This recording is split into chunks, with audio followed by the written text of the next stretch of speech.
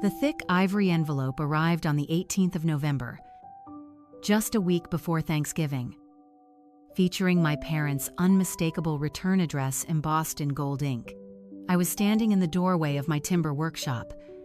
My heavy canvas apron was coated in pale sawdust, and my hands still carried the sharp, fragrant scent of raw cedar from my morning on the lathe. I had not received a single piece of physical mail from that wealthy suburban address in well over a decade. There had been no birthday cards, no quick text messages, absolutely nothing. But here it was, an expensive envelope bearing my mother's elegant cursive, "To Clara Hayes, 402 River Road, Olympic Peninsula, Washington." Inside the envelope was a formal invitation to attend their lavish Thanksgiving dinner. After 12 long years of being systematically erased, my parents suddenly wanted their youngest daughter to return home for the holidays.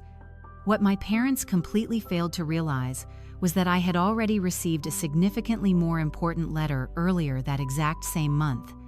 It was sent by a senior estate attorney named Thomas Vance, and the staggering information contained within his letter completely rewrote everything I thought I understood about my late grandfather's historic sawmill. The reality I encountered when I finally walked through my parents' front door made 12 years of deafening silence finally snap into logical Bosey. Terrifying sense. And the specific package I mailed back to them a few days later was the catalyst that finally caused my father to call my phone. Completely broken. I am Clara. I am 31 years old. And I am the proud owner and operator of a thriving custom timber framing and architectural restoration company, nestled deep within the forests of the Pacific Northwest. For 12 consecutive years, my parents proudly mailed out hundreds of glossy philanthropic brochures to everyone in their high society orbit. The photograph on the front cover was always boldly labeled, "The Hayes Family Foundation." I was never featured in a single one of those photographs. This is the unvarnished story of exactly why they finally decided to invite me back into their lives, and the catastrophic fallout that occurred when I actually showed up. In order for you to fully comprehend why that specific Thanksgiving invitation rattled me to my core, I need to explain the history of the Hayes family charity portraits. Every single October, my mother, Margaret, would commence the elaborate planning phase for the annual portrait. She would meticulously curate the wardrobe, hire the most expensive local photographer, and scout an aspirational background location. It was her absolute obsession. It was her annual, tangible proof delivered to 500 elite contacts that the Hayes family was thriving, wealthy, and flawless. The brochures were mailed to our affluent neighbors, to the senior partners at my father Harrison's prestigious wealth management firm, to the influential members of the local yacht club, and to every single wealthy donor in the state. There were always exactly 3 people beaming radiantly in every single photograph. Harrison wearing his tailored charcoal suit, Margaret in her elegant designer dresses, and my older sister Isabella wearing whatever high-end fashion trend was dominating that specific season. 3 Hayes family members, not 4. I discovered my own erasure when I was 19 years old. Attending a local gallery opening, an older woman named Mrs. Dalton gently pulled me aside near the catering table. She sympathetically squeezed my forearm and whispered, "Clara, honey, are your parents going through a difficult separation?" I noticed I only saw 3 people in their beautiful foundation brochure this year. I forced a polite, entirely fake smile, and assured her that everything in the family was perfectly fine. I immediately drove back to my small apartment and called my mother's cell phone. I asked her directly, "Mom, why exactly was I excluded from the family charity portrait?" Margaret let out a short, incredibly nervous laugh. She deflected, saying, "Oh, sweetheart, do not be silly. We simply used a candid photo taken during Isabella's corporate promotion party. You unfortunately couldn't make it to that event. Remember, I foolishly believed her blatant lie for approximately 2 hours. Then, I logged onto my computer and pulled up Isabella's social media profile. The photograph on the brochure was not a candid snapshot. It was an incredibly formal studio portrait. They were wearing perfectly coordinated, matching outfits under professional studio lighting. My family had deliberately scheduled a professional photo shoot, booked the studio time, purchased the coordinated clothing, posed for the camera, paid for 500 printed copies. And absolutely nobody had bothered to pick up the phone to invite me. I should probably clarify exactly who I am when I am not obsessing over family portraits that intentionally forgot my existence. I am a successful master woodworker. I own and operate a 200-acre historic timber, woodland, and antique sawmill in Washington State. It is the exact same rich, forested land that my grandfather, Silas, tirelessly worked with his own 2 hands for 50 years before me. I mill old-growth salvage timber, craft massive architectural beams, and restore historic wooden structures. I have secured highly profitable, exclusive supply contracts with upscale architectural firms located in Seattle and Portland. I currently have a wait list of over 2 years for my custom timber frames. Last year, my restoration operation generated over $400,000 in gross revenue. I currently employ 5 people to help me run the business, including 3 dedicated apprentices. I graduated with honors from the State University with a specialized degree in structural engineering and historic preservation. I personally rebuilt the massive, complex water wheel that powers my sawmill with my own calloused hands. I am absolutely not living in poverty. I am not struggling to survive. I am not a disappointment or a failure by any objective metric. But to my father, Harrison Hayes, a senior wealth manager operating out of a massive corner office in downtown Seattle, the word carpenter signifies exactly one terrifying concept. To Harrison, my career choice meant that I had deliberately chosen the exact life he had spent his entire adulthood desperately trying to escape. Harrison actually grew up on this exact plot of forested land. He walked the same dirt logging roads and smelled the same cedar sawdust on crisp autumn mornings. His father, Silas, worked this mill until his dying day. Harrison packed his bags and fled for the city the very morning after his high school graduation. And he never once looked back over his shoulder. He built a lucrative financial empire entirely from scratch.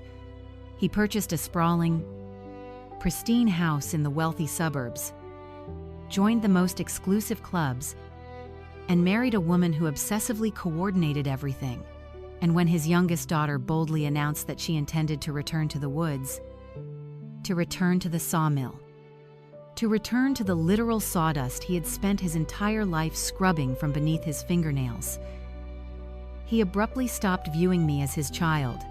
He looked at me and only saw a terrifying mirror, reflecting back the humble, blue-collar origins he was so desperately ashamed of. The exact day I became completely invisible to my father occurred in June. During the humid summer, I turned 18.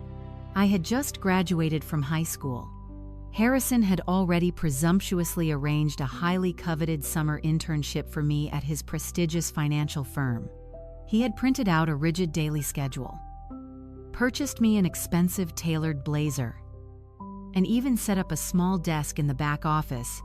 I sat him down at the granite kitchen island and calmly informed him that I was absolutely not going to accept the internship. I told him I had been officially accepted into the structural engineering program. I explained that Grandpa Silas had formally invited me to move in and work the mill alongside him on weekends.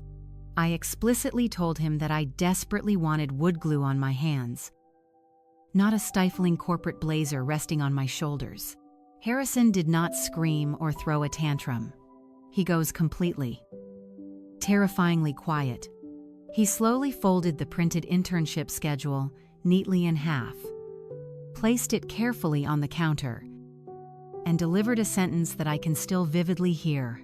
He coldly stated, "I busted my back to leave that pathetic sawmill so you would never have to experience it. And you are foolishly choosing to walk right back into the dirt." From that exact day forward, Harrison mentally possessed two daughters. One was real, tangible, and useful. The other was entirely theoretical. Isabella received the daily phone calls, the invitations to expensive business lunches, and the glowing introductions to his high-net-worth clients. I received nothing but a wall of silence. He simply stopped acknowledging my existence. The family charity brochures mailed out later that exact same year were the very first batch printed without my face. My older sister Isabella is exactly 4 years older than me. She is a highly ambitious, ruthlessly calculating public relations executive. She understood a fundamental truth about our father's psychology. Harrison's love is entirely conditional, and the primary condition is absolute obedience to his vision. When I decisively turned down the finance internship, Isabella did not waste a single second capitalizing on the vacuum I left behind. She rapidly memorized all his corporate talking points and clawed her way into the lucrative luxury PR sector. By the time she turned 30, she was personally managing multi-million-dollar accounts. Harrison proudly introduced her to everyone in his circle as his brilliant daughter. The systematic erasure of my existence did not actually originate with Harrison. The architect of my erasure was Isabella. It began with small, seemingly innocent logistical moves. She would deliberately schedule important family dinners on busy weeknights, fully knowing that I could not possibly manage a 3-hour drive from the peninsula. And then the subtle manipulation escalated to the annual portraits. One chilly October, Isabella initiated a phone call with Margaret to discuss the layout. Isabella calmly suggested, "Mom, a composition featuring exactly 3 people just looks so much more balanced and elegant." The following year, Isabella's excuse evolved. She argued, "Mom, Clara literally lives in a dirty sawmill now. Her rural aesthetic simply does not match our sophisticated brand image. It will confuse your donors." By the time the 3rd year rolled around, my inclusion wasn't even a topic up for debate. Isabella was not a cartoonish, evil villain. She was simply an incredibly strategic operator. Her entire elevated position within our family dynamic depended heavily on a simple mathematical equation: one daughter who profoundly mattered, and one daughter who was entirely irrelevant. Every single brochure mailed out without my face served as tangible proof that her equation was functioning flawlessly. I confronted my father about it exactly once. I was 23 years old. 5 consecutive years had passed without my existence being acknowledged.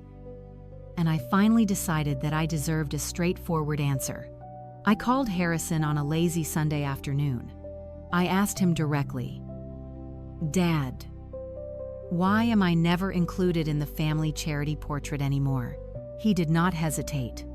He simply stated his response in a flat, incredibly calm voice. He said, "You are a carpenter.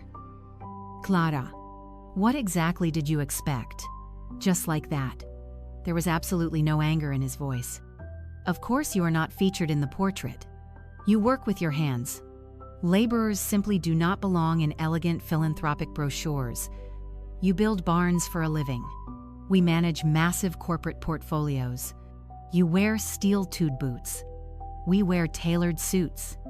What exactly did you expect from us?" I bizarrely thanked him for his time. I gently hung up the phone. I walked out to the sprawling timber yard where my massive salvaged logs were stacked in the fading light. I sat down heavily on a massive cedar stump. I did not shed a single tear. I just sat there and breathed in the smell of the wood. And in that quiet moment, I made an unbreakable vow to myself. I would never, ever ask him that question again. I absolutely refused to ever give him the sadistic satisfaction of hearing me beg for his validation a second time. My mother, Margaret, represented an entirely different category of psychological damage. If Harrison was an impenetrable brick wall, Margaret was a dense, suffocating fog every single holiday. Without fail, Margaret would send me a highly personalized text message. It followed the exact same sterile format every single year. Happy holidays. Sweetie, thinking of you today. Sending love. I finally confronted her about it once. I asked her point blank, Mom, do you honestly not think it is incredibly bizarre and hurtful that I am completely missing from the family portrait? She immediately deployed that nervous, high-pitched laugh of hers. She cooed. Oh, darling. You know exactly how your father is. He doesn't mean anything malicious by it. It is just image management. You know deep down that he loves you in his own unique way. Margaret was the one who personally designed those brochures from scratch. She hand-addressed all 500 envelopes, fully aware that every single envelope was a tiny document confirming to the world that the Hayes family consisted of exactly 3 members, but demanding that Margaret acknowledge the cruelty of her actions would have required her to confront the agonizing reality that she had been a willing complicit participant in the emotional abuse of her own child. My grandpa Silas was the absolute only person in my entire bloodline who completely refused to pretend. He never once validated Harrison's cruelty. He would simply look at me with his piercing, steady gray eyes and say, Clara, the timber doesn't give a damn about who is in a fancy photograph. Then he would hand me a chisel and tell me to get back to work. The precise moment I permanently extinguished all hope for my family occurred when I was 26 years old. I had driven 3 hours to the Seattle suburbs on a Saturday to collect a box of antique brass hinges Margaret had offered me. Harrison was out of town. Isabella was not supposed to be present at the house that day. But as I quietly unlocked the front door and stepped into the tiled hallway, I clearly heard Isabella's distinct voice echoing from the kitchen. She was on speakerphone, actively strategizing the layout for the upcoming portrait. Isabella was arguing aggressively. Mom, she literally smells like varnish and sawdust. She absolutely does not fit our sophisticated brand image anymore. Just use the stunning photograph we took at the waterfront gala, Margaret's voice responded, sounding incredibly warm. You know what? Isabella, you are absolutely right. Let's go with that one. I stood paralyzed in that hallway for perhaps 5 agonizing seconds.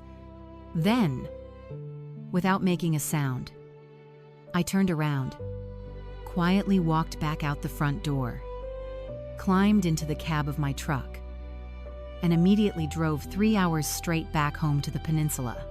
That specific Saturday was the exact day I permanently stopped waiting for an invitation to their table. I permanently stopped hoping that some miraculous event would force them to change their toxic behavior. Allow me to tell you about the one extraordinary man who absolutely never tried to erase me. My grandpa Silas successfully operated that massive timber mill completely alone for 50 decades. When I was a little girl, every single summer vacation meant I was sent to Silas's mill. He meticulously taught me how to accurately read the grain of old-growth fir. He taught me how to properly sharpen a hand plane until the blade could shave a single hair. Silas never openly discussed Harrison's offensive portraits, but many years later, shortly after he passed away, I made a devastating discovery while cleaning out his heavy oak workbench, hidden in the very bottom drawer, safely tucked underneath a stack of old drafting paper, was an antique cigar box. Inside were 12 separate philanthropic brochures from Harrison and Margaret. He had meticulously kept every single glossy photograph of the 3 smiling Hayes family members, every single year. His youngest granddaughter was noticeably absent, He had secretly preserved the glaring evidence of their cruelty in a dark box located barely 10 feet from where he quietly carved wood every single morning. By the time I reached 30 years old, my restoration operation was thriving. I had recently negotiated a highly lucrative, multi-year supply contract with a rapidly expanding architectural firm in Portland. I had personally taken out a loan to install a state-of-the-art, automated milling carriage that aggressively boosted my total yield. My gross revenue for that specific year officially hit $400,000. The land was mine. Meanwhile, back in Seattle, Harrison's once booming wealth management firm was violently slamming into a brick wall. He had foolishly partnered with a massive, ruthless developer on a planned luxury eco-resort located just outside the city limits. Harrison had personally injected $200,000 of his own liquid capital into the venture and had recklessly co-signed a massive, high-interest loan to get the project off the ground. Then, disaster struck. The local county abruptly changed the environmental zoning regulations. The required building permits were permanently revoked. Harrison's initial investment was completely locked up in endless litigation. He desperately needed a massive infusion of cash to avoid default. Isabella had secretly loaned him $50,000. But by late autumn, he was staring down into a massive, terrifying financial crater. That is exactly when Harrison's desperate mind finally remembered his father's sprawling timberland. 200 acres of completely flat, highly fertile land featuring direct paved road access and an established river. Real estate magazines were actively branding the peninsula as the next great luxury escape. A notorious luxury developer from California had been quietly purchasing massive parcels of land throughout the area. 200 acres of prime, buildable land. Developers would easily pay north of $2 million for the plot. Harrison incorrectly assumed that the valuable land was still tied up as part of his father's unsettled estate. Silas had passed away 3 years prior. Absolutely no last will and testament had been formally filed in the local probate court. Harrison had not aggressively pushed the legal issue because he arrogantly assumed that the land would automatically default to him as the only biological child. He figured the tedious legal paperwork was just sitting in some dusty lawyer's filing cabinet, so, operating under that massive delusion, he confidently called the local attorney, Thomas Vance, a respected estate lawyer, and aggressively demanded to initiate the immediate transfer of the property deed. What Harrison absolutely did not know was that Thomas Vance was not holding a last will and testament. He was securely holding the documents for a highly specific legal trust, and the primary name boldly printed on that trust was absolutely not Harrison Hayes. Grandpa Silas started noticeably slowing down physically in the early spring of 2021. He was 82 years old.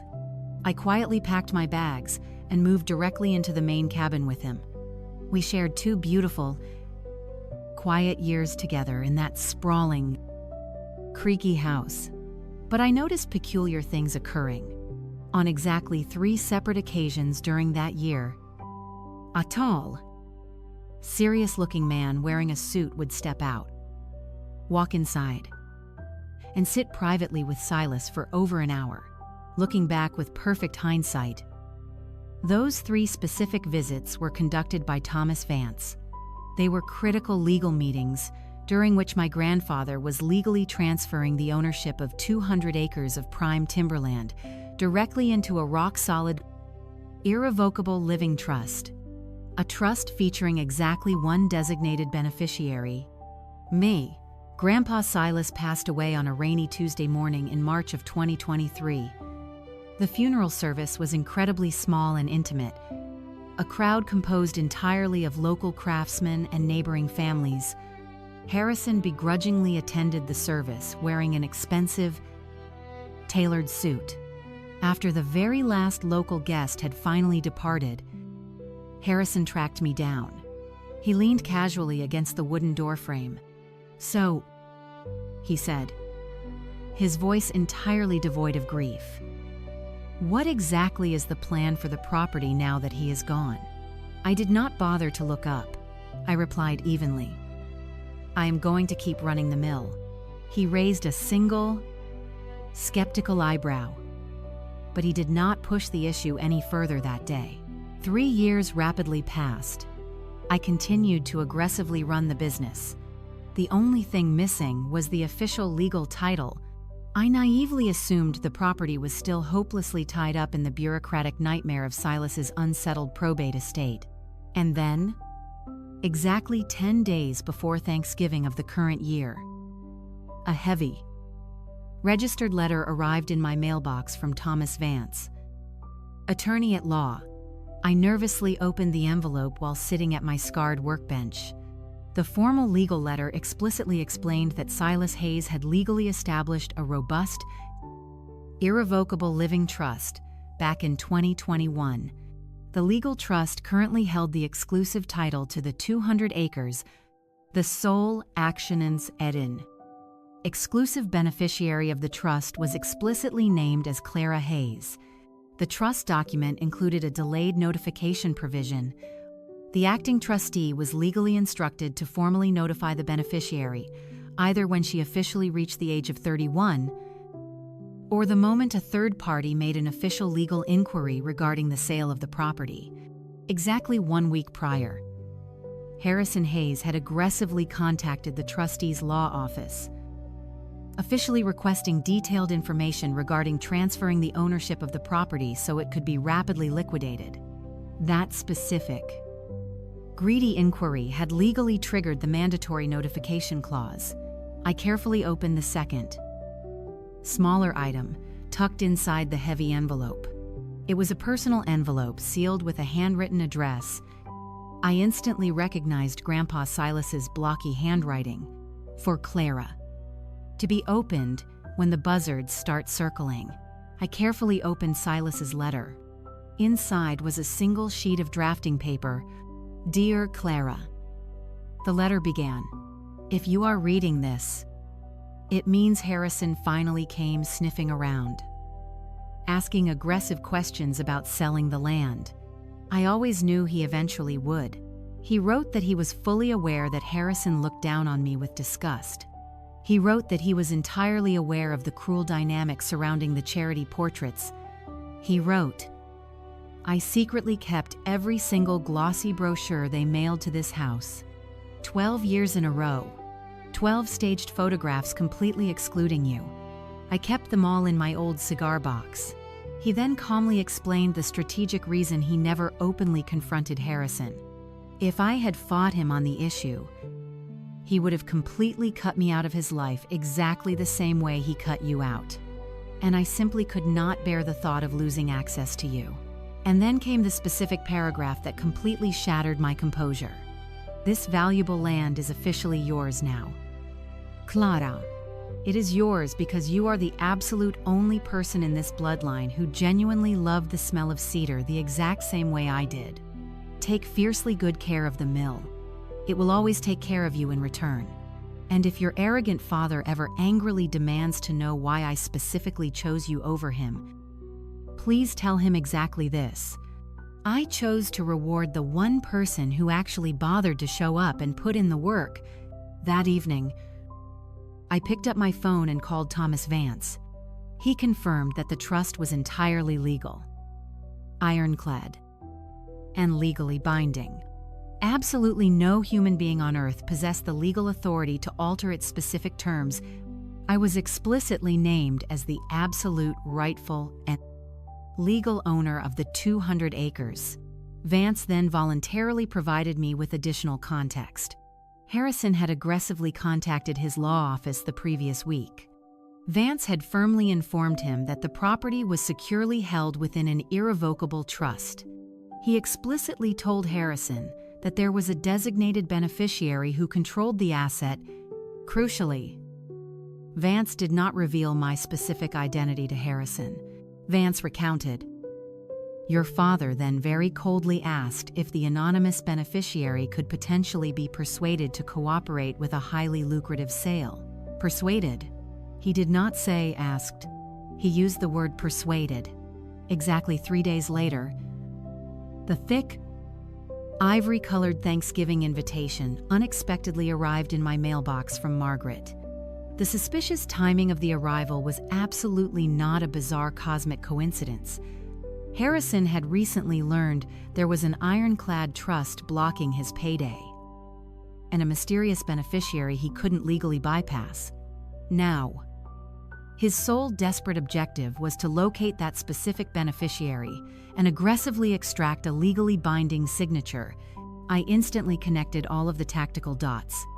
Harrison called Vance and hit a legal brick wall. Harrison relayed this catastrophic news to Isabella. Isabella, operating entirely within the ruthless mindset of public relations, immediately recognized the strategic play. She realized they needed to get Clara physically sitting at the dining table, aggressively soften her up with fake affection and holiday nostalgia, and then casually slide the devastating legal paperwork across the table right after serving the pumpkin pie. I calmly called Margaret and told her that I would attend the dinner. I maintained a perfectly level tone. I was absolutely not traveling to Seattle as a naive, desperate daughter. I was traveling as a fully empowered woman who already knew exactly why she had been summoned. I called Vance one final time. The single, solitary legal pathway to liquidating that 200 acres of land was securing my physical, notarized signature on a voluntary deed transfer. Without my explicit signature, the land belonged exclusively to me. Vance warned me that Harrison would almost certainly present me with a pre-filled quitclaim deed. I calmly informed Vance that I had absolutely zero intention of signing anything. I casually packed a small duffel bag for the long drive to Seattle. What I carefully packed was a specific item I had been meticulously preparing. It was a large, heavy manila envelope. Tucked safely inside of it were the 12 glossy philanthropic brochures I had retrieved from Grandpa Silas's antique cigar box. I also included a crisp photocopy of the most devastating paragraph from Silas's handwritten letter. Finally, I included a brief note I had written myself on heavy drafting paper. I securely sealed the envelope. The envelope was absolutely not intended to be opened on Thanksgiving Day. It was a tactical weapon specifically reserved for the aftermath. On the crisp morning of Thanksgiving, I deliberately selected a pair of clean, durable denim jeans, a thick canvas work shirt, and my best pair of scuffed leather steel-toed boots. I fully intended to walk into their pristine suburban house looking exactly like what I was, a proud, successful carpenter. By the time I finally turned my truck into the pristine concrete driveway, it was exactly 4:15 p.m. The massive front door was adorned with an elaborate, expensive autumnal wreath. Margaret violently swung the front door open. Clara. She aggressively pulled me into a suffocating hug. Oh, my darling girl. It has simply been far too long. Directly behind her, the sprawling interior of the house was decorated in an obsessive, color-coordinated manner. Harrison was standing rigidly in the doorway, leading to the formal living room. He offered a stiff, formal nod. "It is good to see you, Clara." Isabella was lounging elegantly on the plush velvet sofa, casually swirling a glass of expensive wine. She flashed a brilliant, practiced smile. "Hey there, sis," she chirped. "Happy Thanksgiving." I stepped fully into the grand foyer and immediately spotted the glaring evidence. Resting prominently on the center of the mantelpiece was this year's official Family Foundation brochure. For the very first time in 12 long years, the glossy photograph actually featured 4 people. But the fourth person, me, had been clumsily cut out of an old, low-resolution Facebook photograph and digitally inserted into the new family portrait. They had literally photoshopped my digital ghost into the brochure. They needed to manufacture a brief illusion of family unity just long enough to manipulate me into signing a piece of paper. The extravagant dinner consisted of a massive roasted turkey and a highly polished psychological performance. Over the course of a tense 30-minute dinner, Harrison aggressively steered the conversation back to the value of my Timberland exactly 4 separate times. He interrogated me regarding its exact size, its current market value, and its development potential.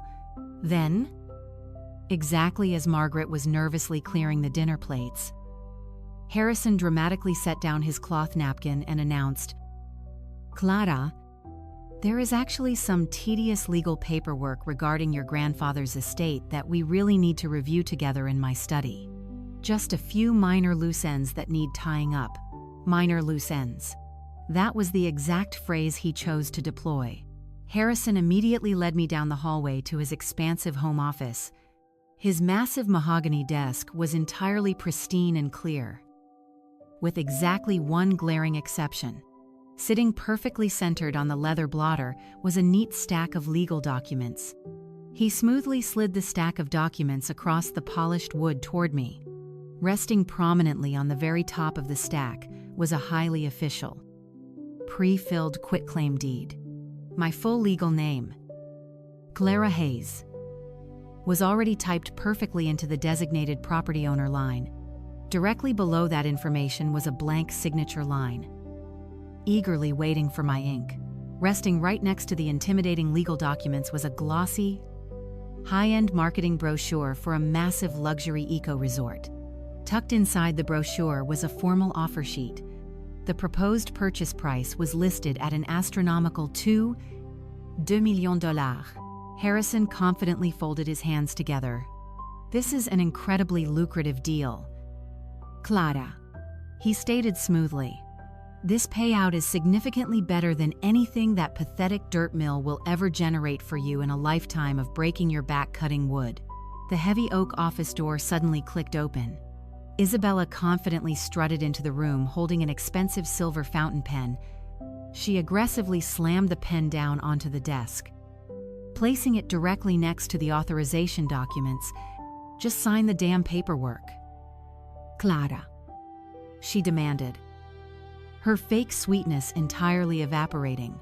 "We can legally split the profits 3 ways. Completely fair and square." I looked down at the towering stack of legal documents. Absolutely nobody in the room moved a muscle. 5 seconds ticked by. 10 seconds. Then, I finally spoke. I kept my voice incredibly quiet and perfectly regulated. I asked, "When exactly did you discover the existence of the trust?" Harrison's confident facial expression violently shifted. A massive, jagged crack instantly appeared in his polished salesman's mask. He stammered, "What trust? What are you talking about?" I elaborated calmly. "The irrevocable living trust that Grandpa Silas legally established back in 2021. The exact same trust you aggressively interrogated Mr. Powervin to, Mr. Lee Vance, about last week." Harrison violently shot up from his leather chair. He yelled, "How do you know about that conversation?" I replied smoothly, "He is the designated legal trustee. Dad, he is legally obligated to notify me of any inquiries." But Isabella slowly set her wineglass down onto a side table. All of the color instantly drained from her face. She whispered in disbelief, "You knew about this. You knew the entire time before you drove here tonight." In the hallway directly behind us, I heard the subtle sound of Margaret's footsteps abruptly halt. Absolutely nobody in that house was performing a script anymore. Harrison was the first to completely break character. His voice escalated into a deafening roar. That valuable land was supposed to be willed directly to me. I am his flesh and blood son. She had absolutely no legal or moral right to go behind my back and steal my legacy. I calmly countered. He had absolutely every legal right to do exactly what he did. It was entirely his land to distribute. Where exactly were you during his final years? Dad, you visited exactly twice a year. Bragged incessantly about your corporate portfolios, and bolted for the highway before the sun even went down. Isabella aggressively stepped forward. This is completely unfair. Clara, Dad is currently in massive, catastrophic financial trouble. The resort development deal is completely underwater. He could literally lose this entire house to the bank. We are a family. You cannot just stubbornly sit on $2 million worth of vacant land while your own father financially drowns. I stared at her with absolute disgust. I countered coldly. I was not considered a part of this family for the last 12 charity portraits. Isabella, every single year. You three happily stood there in your matching designer outfits, smiled for a professional camera lens, and mailed out hundreds of glossy copies of a perfect family that I was absolutely not a part of. Isabella desperately attempted one final slash. Manipulative angle. Grandpa Silas would have desperately wanted us all to stick together during a crisis like this. I shot back. Grandpa Silas is the exact person who legally gifted me the land. Isabella. He saw with absolute, terrifying clarity exactly what this toxic family truly is. I slowly stood up from the wooden chair. I aggressively pushed the entire stack of legal documents directly across the mahogany desk toward Harrison. I stated firmly, I am absolutely not signing this paperwork. Harrison's mouth dropped open in shock. You are making a catastrophic, life-altering mistake, I replied. No. Dad, you made the catastrophic mistake 12 years ago when you arrogantly decided that a humble carpenter did not belong in your pristine family portrait. You only invited me here tonight because you desperately needed to forge my signature on a legal document. You did not invite me because you missed my presence. You invited me because you desperately needed an asset. And for the very first time in your entire miserable life, I am the one holding all the leverage. I confidently walked out of the office, marched through the grand living room, walking right past the heavily decorated dining table and past the ornate mantel where the photoshopped holiday brochure sat mockingly in its silver frame. I forcefully opened the massive front door and stepped out into the freezing, dark November air. Behind me, inside the house, Harrison was loudly shouting furious threats. Isabella was screaming that I was an incredibly selfish monster. Margaret was just sobbing hysterically. I firmly closed the heavy front door behind me, climbed up into the cab of my truck, and slowly backed out of the concrete driveway. I drove 3 hours back home through the freezing darkness, exactly 2 days after Thanksgiving. The mill was incredibly quiet. I retrieved the large, heavy manila envelope from the kitchen counter. Inside were the 12 glossy philanthropic brochures I had retrieved from Silas's dusty cigar box. I added the crisp photocopy of the single most devastating paragraph from Silas's handwritten letter.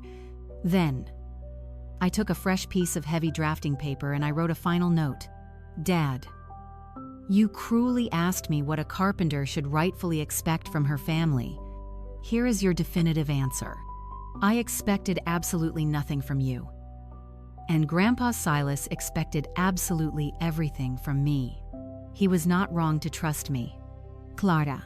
I sealed the heavy envelope tightly, wrote Harrison's downtown Seattle corporate address boldly in the center, and mailed it. The phone call arrived exactly 3 days later, ringing aggressively at 7:00 a.m. I was busy working on the lathe when my phone began to vibrate. I slowly wiped the sawdust from my hands and accepted the call. I just held the phone to my ear and listened to the silence. You had absolutely no right to mail those things to my office. His voice crackled through the speaker. His tone sounded exactly like a broken man attempting to scream through a massive crack in his own chest. I prompted him. He really kept every single one of them. Dad. For 12 long years, he counted the absences. I heard him breathing heavily into the receiver. Then, Harrison spoke again, his voice dropping to barely above a raspy whisper. He wrote me personal letters. To Clara. Every single year. He sent me one handwritten letter right before the holidays, begging me to put you back in the family photos. I never even bothered to open them. I just threw them directly into the trash unopened. He whispered, I kept the brochures you mailed back. I have been sitting here staring at them all morning long. Then, he abruptly hung up the phone. There was absolutely no formal apology offered. Just a sharp click, followed by the drone of absolute silence. Here is exactly what transpired in the aftermath. After Harrison was forced to sell the sprawling suburban house to avoid total default, he and Margaret abruptly moved into a cramped condominium located much closer to the downtown district. The disastrous eco-resort development deal eventually reached a legal settlement, but Harrison was forced to walk away absorbing a massive, devastating financial loss. Isabella completely ceased calling my phone. I heard through the highly reliable local gossip network that she was absolutely furious at me for stubbornly refusing to bail him out and save her inheritance. She never received her $50,000 loan back from Harrison. She almost certainly never will. The timber framing operation continued to thrive and expand. My gross revenue for the year surged past $450,000. The following November, I decided to produce a holiday card. It was my very first one. I asked one of my apprentices to snap a quick photograph on a lazy Sunday afternoon. I stood proudly on the front porch of the main cabin with the sprawling, beautiful forest stretching out endlessly behind me. Resting on the wooden porch table directly beside me, I prominently displayed my grandfather's favorite antique handplane. The holiday card simply read, From our woodland to your home. Happy holidays. Clara and Silas Hayes. I printed exactly 100 glossy copies. I mailed a single copy directly to Margaret. I wanted her to physically hold a holiday card, featuring her youngest daughter standing proudly on an incredibly valuable piece of land that was unequivocally hers, standing right next to the memory of the powerful man who had ruthlessly ensured it stayed that way. Some toxic families choose to ruthlessly measure your worth by the impressive job title printed on your corporate business card. My deeply flawed family exclusively measured my worth by whether or not I fit the pristine, fake aesthetic frame of a holiday photograph. It ultimately required the fierce love of my grandfather and 200 acres of Washington timberland to finally teach me that the people who genuinely see your worth do not always share your worldview. Sometimes, they simply share your deep, unshakable roots.